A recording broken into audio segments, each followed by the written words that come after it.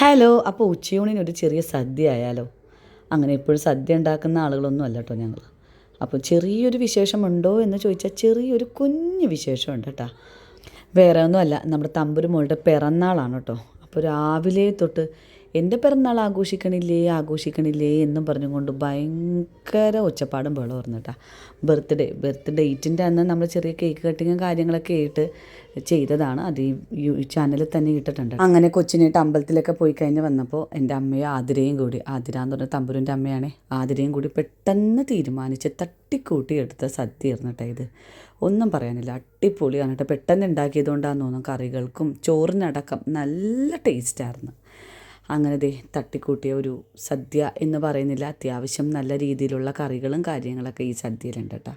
വളരെ വിഭവസമൃദ്ധമായിട്ട് തന്നെ അവർ രണ്ടുപേരും കൂടി ധൃതി പിടിച്ച് നിസ്സാര സമയം കൊണ്ട് തന്നെ ഈ സദ്യ റെഡിയാക്കി കേട്ടോ. 2 തരം പായസം ഉണ്ടായിരുന്നേ. അങ്ങനെ 2 തരം പായസമൊക്കെ കൂട്ടി ഉച്ചക്ക് നല്ലൊരു കുശാലൂണ് കഴിച്ചിട്ടിരിക്കണേ കേട്ടോ. കൊച്ചു കഴിക്കേ അമ്മ ഒരു വീഡിയോ പിടിക്കാമെന്ന് പറഞ്ഞപ്പോൾ ആവശ്യത്തിലധികം ക്യൂട്ട്നെസ് വാരി വെതറി കൊച്ചു ഫുഡ് കഴിക്കണതാണ് കേട്ടോ ഈ കാണിച്ചു തന്നത്. ഇതിൻ്റെ ഇടയിൽ കോമിക്കും കാര്യങ്ങളൊക്കെ കാണിക്കുന്നുണ്ട്. ആ ഇട്ടിരിക്കുന്ന ചോറുണ്ടല്ലേ, അതിൻ്റെ കാഭാഗം പോലും കൊച്ച് കഴിച്ചില്ല കേട്ടോ.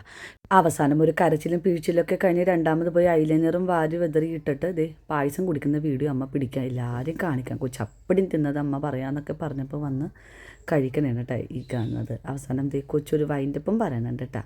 അതിൻ്റെ ഇടയിൽ അവസാനം ഞാൻ എന്ത് പറയണം ദീദി എന്ന് ചോദിക്കാൻ വേണ്ടി എൻ്റെ മോളോട് പോയി ചോദിക്കണുണ്ട് കേട്ടോ. കഴിക്ക്.